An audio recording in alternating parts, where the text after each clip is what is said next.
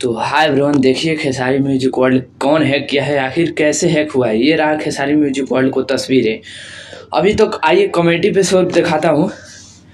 और कमेटी पे देख रहे हैं, ये बकलोलवा बदल तो दिया है मगर वीडियो सब डिलीट कर दिया है। जितना वीडियो है इस पे दिखाना चाहूँगा, वीडियो सब डिलीट हो गया है। देख लीजिए यहाँ पे नो वीडियो दिखा रहा है।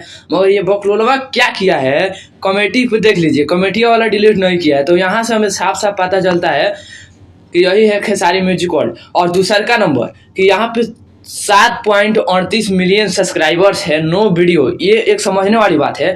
और यहाँ पे आते हैं चैनल कब बना हुआ है। एक्चुअली ये चैनल कितना दिन पहले बना हुआ है, देखिए ये 17 जनवरी 2017 में बना हुआ है। और यहाँ पे इतना व्यूज का कैसे आ गया, तो यहाँ पे आप समझने की कोशिश कीजिए कि वही है खेसारी म्यूजिक वर्ल्ड। ये एक्चुअली हैक कैसे हुआ है, हम क्योंकि मैं अपना तस्वीरें दिखाऊंगा जी। आप लोग बोलेंगे नहीं।